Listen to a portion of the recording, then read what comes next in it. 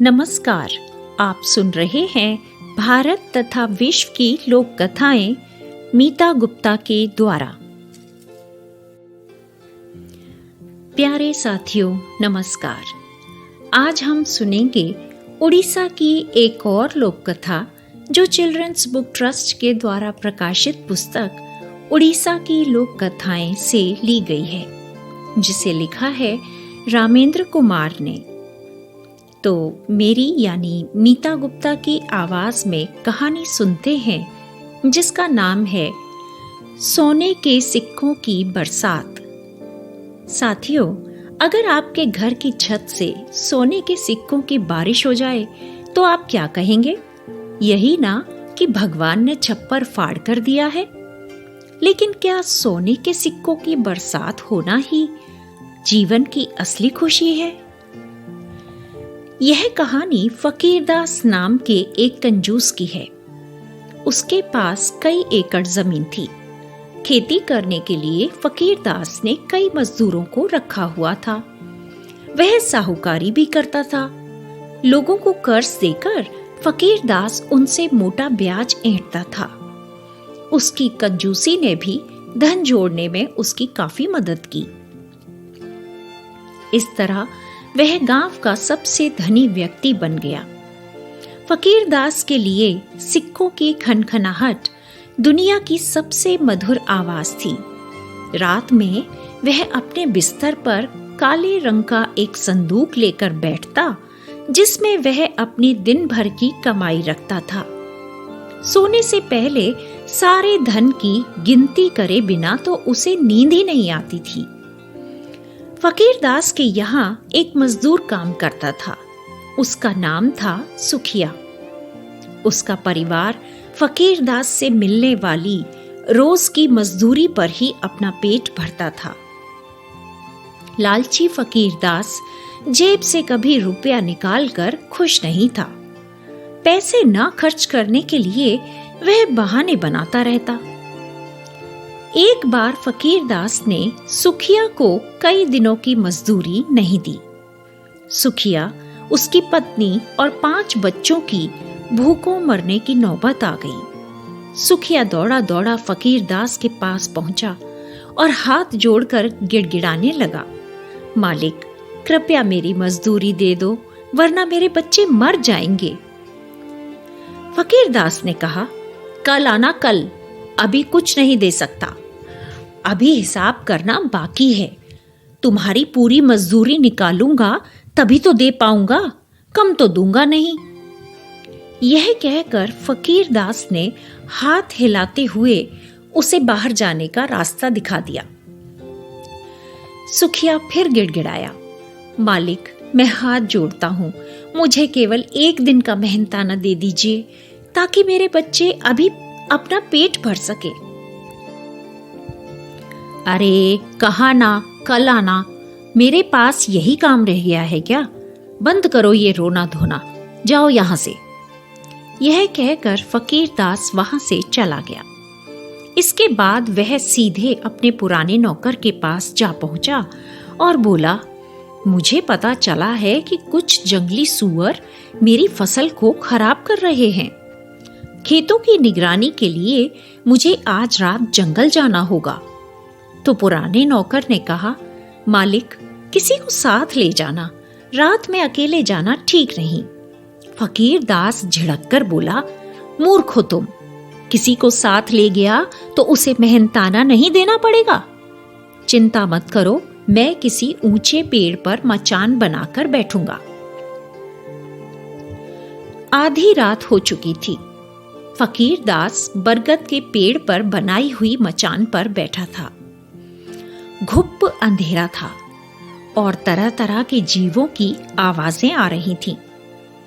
तभी अचानक फकीरदास ने देखा कि बरगद के पेड़ के नीचे एक ओर हल्का सा प्रकाश बिखरने लगा है। उस रोशनी में न जाने कहां से एक ईश्वरीय आभा बनने लगी। फकीरदास अपनी आंखों पर विश्वास नहीं कर पा रहा था। ये सृष्टि के रचयिता भगवान ब्रह्मा थे, जो एक मंच पर विराजमान थे। देखते ही देखते उनके सामने 3 पुरुष भी प्रकट हो गए। ब्रह्मा जी ने कहना आरंभ किया कि 1 माह के बाद आज पूर्णिमा की रात हम फिर यहाँ एकत्र हुए हैं। अब आप मुझे अपने अपने क्षेत्र के विकास से अवगत कराएं। स्वर्गदूत, पहले आप कहिए, स्वर्गलोक का क्या समाचार है? उनमें से एक पुरुष बोला, सब कुशल है ब्रह्मदेव, सभी प्रसन्न हैं। तो ब्रह्मा जी बोले, शुभ समाचार है, अति उत्तम। नरक दूत, अब आप बताइए, नरक लोक में सब कैसा चल रहा है? ब्रह्मा जी ने वहीं बैठे दूसरे पुरुष से पूछा। दूसरे पुरुष ने उत्तर दिया, कुछ विशेष नहीं है ब्रह्मदेव, नरकवासी अपने पापों का प्रायश्चित कर जल्दी से जल्दी वहां से छुटकारा पाने की प्रतीक्षा कर रहे हैं। इसके बाद ब्रह्मदेव ने तीसरे पुरुष की ओर देखा और बोले, आप बताइए पृथ्वीदूत, पृथ्वी पर क्या हो रहा है? तीसरे पुरुष ने बताया, हे देव, पृथ्वी के अधिकांश भागों पर लोग आनंदमय जीवन व्यतीत कर रहे हैं। बस नजदीक के गांव में एक गंभीर समस्या खड़ी है।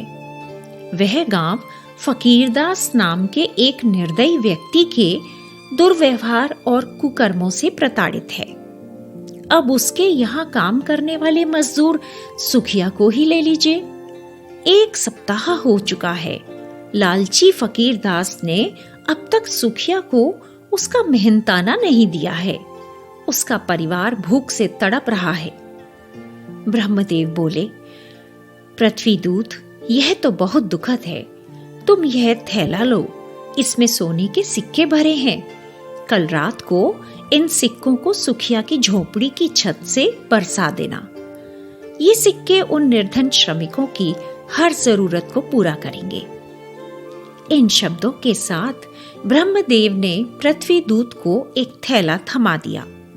इसके बाद कुछ ही पलों में सब अंतर्ध्यान हो गए और फिर वही अंधेरा छा गया। अब फकीरदास घर की ओर दौड़ पड़ा।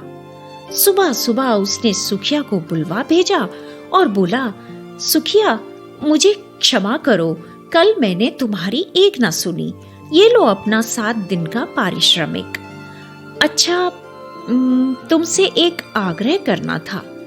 सुखिया ने कहा, आग्रह नहीं, आप आदेश कीजिए मालिक। फकीरदास के आचरण में अचानक आए इस बदलाव से वह हैरान था, परंतु फकीरदास कहता गया, सालों बीत गए इस आलीशान घर में रहते। इस ऐशो आराम से अब मन भर चुका है। मैंने तय किया है कि अब मैं साधारण जीवन बिताऊंगा, पूजा पाठ को अपनी जीवन शैली का हिस्सा बनाऊंगा। एक काम करो, तुम मेरे घर में रह लो और मैं तुम्हारी झोपड़ी को अपना घर बना लेता हूँ। सुखिया बोला, लेकिन मालिक, एक गरीब की झोपड़ी में आप कैसे रह पाएंगे? फकीरदास ने कहा, मेरी चिंता मत करो भाई, प्रभु नाम भजूंगा और रह लूंगा। मूक खड़ा सुखिया मालिक से कुछ कह ना सका। कुछ ही देर में फकीरदास सुखिया के घर पहुंच गया और सुखिया अपने परिवार को लेकर फकीरदास के शानदार मकान में। उधर फकीरदास बड़ी बेसब्री से रात का इंतजार करने लगा। पृथ्वीदूत की प्रतीक्षा किए बिना ही फकीरदास झोपड़ी की छत पर चढ़ गया और उसने छप्पर में एक बड़ा सा छेद कर दिया और सोचने लगा, अब पृथ्वीदूत को सिक्के गिराने में परेशानी नहीं होगी। समय बीतता गया, सुबह हो गई, लेकिन ब्रह्मा जी के दूत या सोने के सिक्कों की कोई खबर नहीं थी। पृथ्वीदूत व्यस्त होंगे, सभी धरतीवासियों का दायित्व सिर्फ उन पर जो है। हो सकता है सुखिया के लिए वह समय ना निकाल पाए हों। फकीरदास ने ऐसा सोचा।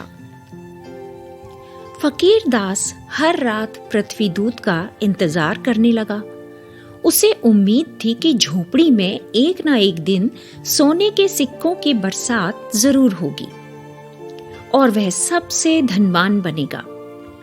ऐसा करते करते अगली पूर्णिमा आ गई। फिर से देवताओं की बातचीत सुनने फकीर दास दोबारा जाकर मचान पर बैठ गया।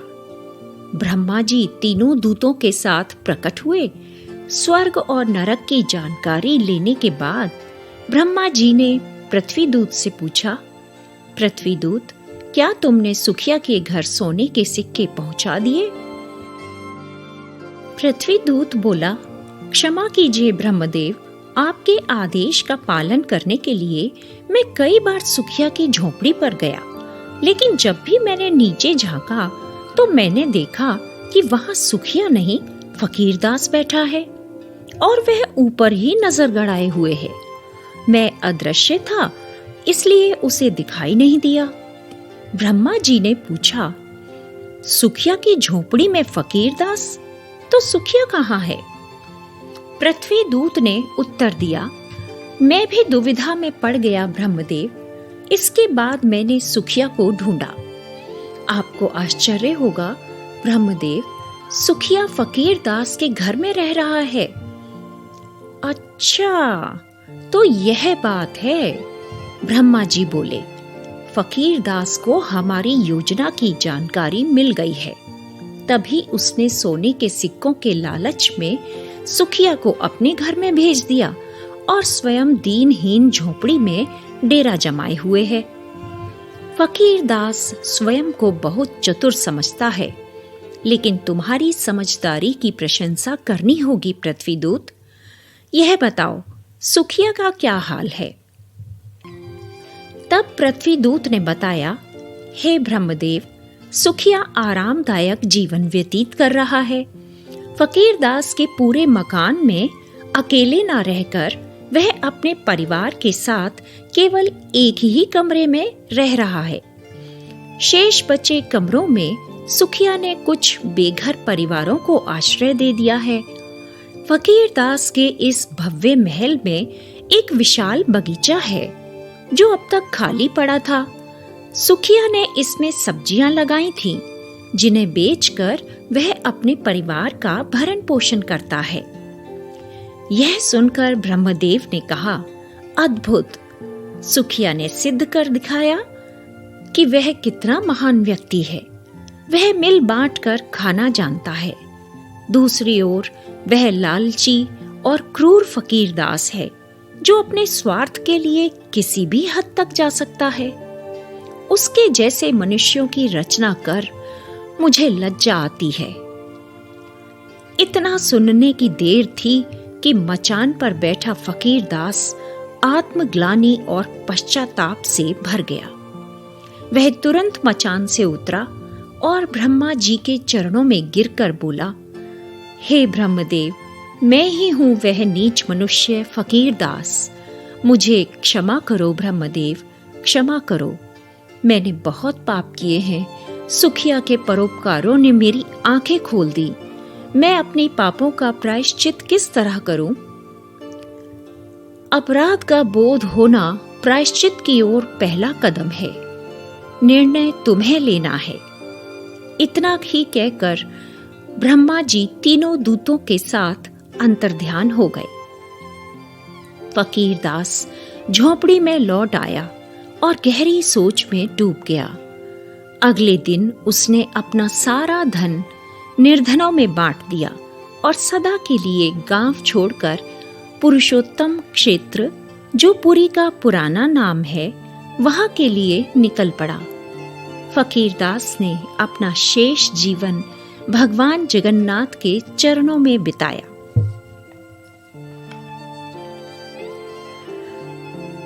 अभी आप सुन रहे थे उड़ीसा की लोक कथाएं पुस्तक की कहानी सोने के सिक्कों की बरसात। अगर साथियों आपको ये कहानी पसंद आई हो तो इसे अपने साथियों के साथ जरूर शेयर करें और फॉलो बटन दबाकर मेरा पॉडकास्ट भी फॉलो और सब्सक्राइब करें। धन्यवाद।